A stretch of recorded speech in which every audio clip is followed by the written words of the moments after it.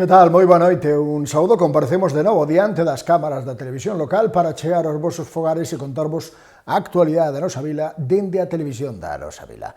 Dende Radio Televisión M principiamos cun espazo no que volveremos falar da recollida de residuos dos composteiros. Temos novas actividades de promoción a partir desta fin de semana, o domingo, aproveitando a feira quincenal, e logo o luns xa porta por porta. Este domingo, cadrando a feira quincenal, vai se instalar un punto informativo da campaña de recollida de refugallos orgánicos. Vai estar operativo dende as 10:30. En el contarase con persoal para ofrecer asesoramento e solventar dúbidas para que se poida aprender a separar correctamente a materia orgánica. O obxectivo desta campaña, que xa se ven desenvolvendo nos últimos meses con charlas informativas, é o de reducir o volume de residuos impropios e avanzar cara a un modelo de xestión de residuos máis sostible. Xa o luns, día 16, procederase o reparto porta a porta de kits para a recollida dos residuos orgánicos. Coa entrega darase tamén as indicacións precisas para unha correcta e eficiente separación dos bioresiduos. Os kits que son de balde inclúen o caldeiro doméstico de reciclaxe, bolsas biodegradables e unha chave de apertura do noso colector. Deste xeito que se busca é reducir tamén a presenza de impropios no colector marrón. Ao reducir o impacto ambiental e os custos asociados ao tratamento dos residuos, pódese actuar sobre un dato chave, xa que a metade do residuo que se xera nos fogares está composto por materia orgánica. A súa correcta xestión é fundamental para avanzar a un modelo máis sostible e respetuoso co medio ambiente. Con estas iniciativas, o noso Concello avanza cara a un modelo de xestión de residuos sostible e de proximidade, baseado no aproveitamento da materia orgánica e na implicación activa dos veciños e veciñas.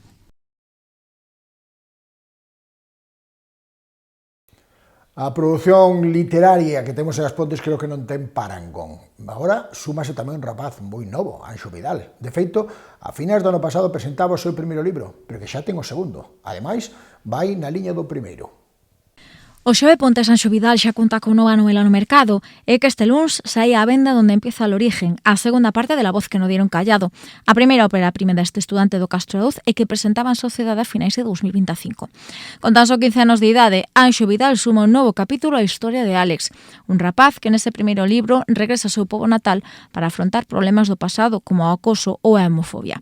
Agora, nesta segunda parte, tamén Álex volve ser o protagonista, ainda que nesta ocasión instálase no seu abadín natal coa súa parella, e ali vai relatando o que é a súa vida.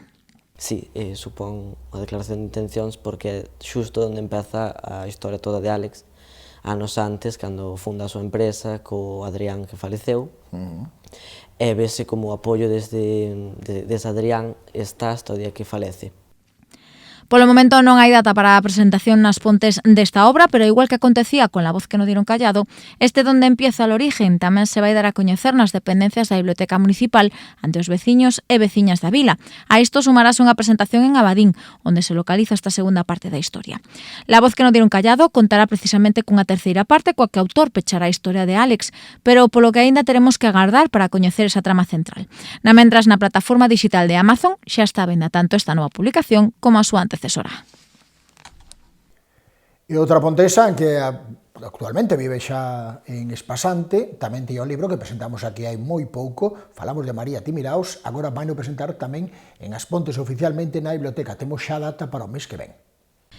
Xa temos data para a presentación nas Pontes do libro de María Timiraos Non me rompí del todo. A pontesa afincada en Espasante presentou xa en Ortigueira a súa primeira obra literaria e agora virá a nosa vila para dala a coñecer na Biblioteca Municipal o vindeiro 10 de abril.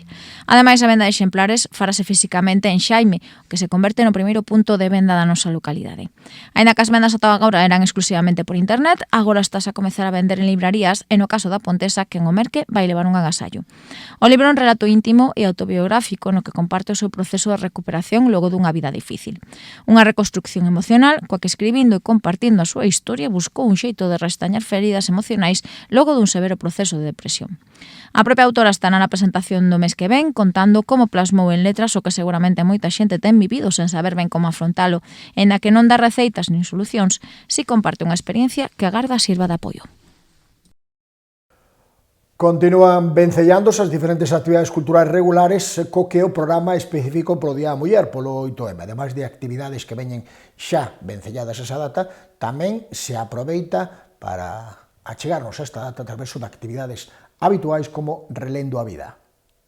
A conmemoración do Día da Muller copou o protagonismo do encontro esta semana do programa Relendo a Vida. E que onte a Biblioteca Municipal e o Centro de Información á Muller optaron por poñer no foco esta conmemoración, damando unha convocatoria que arrincou dando lectura a diferentes textos sobre por que se escollía esta data e tamén se daba conta desas primeiras celebracións hai xa máis dun século. Outro dos temas que se poñían en riba da mesa, que foi obxecto de debate, é a situación que se está a vivir nestes momentos con respecto a esa polarización entre machismo e feminismo, xa que tamén se aproveitou a convocatoria para abordar o que significa cada un destes termos agora e tamén de casos atrás, cando os participantes do Relendo a Vida eran unhas nenas e os seus dereitos distaban moito dos que teñen agora.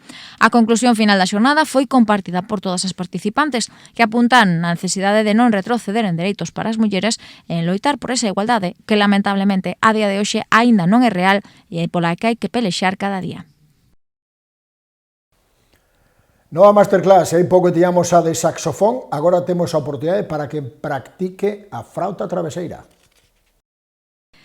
Tras a visita e os días do mestre de saxofón Marcos Mariño, a Escola de Música da Banda Cultural e Recreativa xa está a traballar nunha nova xornada de masterclass.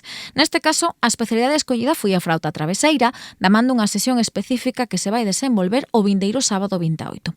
Para esta convocatoria vaise contar con Paula Padín, unha flautista especializada na aprendizaxe instrumental respetuosa e que dende 2023 forma parte do corpo docente do Conservatorio de Música de Culleredo. Padín, creadora do programa Aprendiendo a Enseñar, conta con formación nos métodos Suzuki, Gordon ou Williams e a SEMADE colabora de xeito habitual coa Orquestra Sinfónica de Galicia, a Real Filarmonía de Galicia e a Orquestra Gaos. Para poder participar nesta masterclass será necesario anotarse previamente no teléfono 696 264 627, contactando cos propios mestres da Escola de Música, enviando un correo electrónico a escolademusicaspontes@gmail.com ou ben nas redes sociais da Banda das Pontes. Con respecto ao prezo de matrícula, os alumnos e alumnas da escola aboarán 20 euros, o alumnado externo 40 euros e as persoas que acudan como intes deberán pagar 10 euros.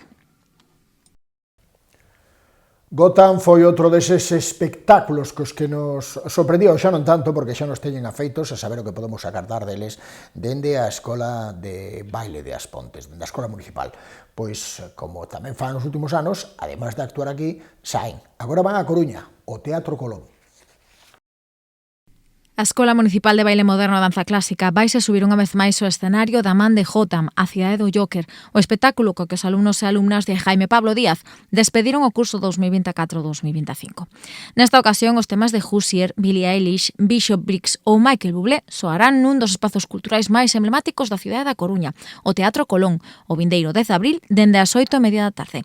O formato da función será semellante ao que xa podíamos desfrutar en riba do escenario da lobby, tanto pasado mes de xuño como en decembro, na función especial solidaria, en a que novamente teremos a José Varela no papel do Joker e do que con cada coreografía iremos vendo a súa evolución ata converterse no criminal por excelencia da cidade de Gotham.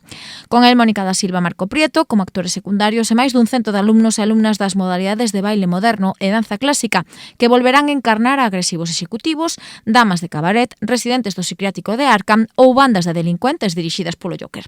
Polo momento, as localidades non están disponibles, pero en vindeiros espazos informativos daremosles conta de como facerse cunha entrada para desfrutar novamente deste espectáculo. Iniciativa pioneira novidosa por parte dun clube de fútbol sala das Pontes, o Lago Sport vaise centrar especificamente nun dos postos do seu deporte, nos porteiros. Fará un clínic para porteiros, mesmo con batalla de gardametas. O Clube de Fútbol Sala Lago Sport vai poñer en marcha un clínic de desafío de porteiros. Vaino facer por medio dunha xornada especial adicada á formación, tecnificación e mellora dos nenos e nenas que optan pola porteiría de fútbol sala. O clínic desenvolverase nunha intensa xornada completa o vindeiro 1 de maio no Polideportivo Municipal ás 10 da mañá e ata 7 da tarde. E as idades van dende prebenxamíns a xuvenís. O prazo para anotarse está aberto e podemos inscribirnos ata o 12 de abril. Durante a mañá traballarán os aspectos técnicos e tácticos específicos desta posición no campo coa fin de mellorar o rendemento no xogo. Para iso contarase co apoio e consello de adestradores e porteiros profesionais que van compartir a súa experiencia co alumnado. Xa á tarde teremos unha iniciativa máis concreta e novidosa, unha batalla de porteiros. Nun ambiente competitivo pero divertido, vaise poder poñer en práctica o aprendido cunha disputa eliminatoria con penaltis shootout. Habilitáronse 2 teléfonos neste caso para informarse ou inscribirse, que son os seguintes: 676 92 2277 e 679 37 1472. Foi todo por hoxe, ata aquí a información deste xoves. Grazas por ter estado aí. Se queredes volver, mañá sabedes onde atoparnos na televisión local e coa información local. Grazas, de Ica mañá. Teñan boa noite e bo descanso.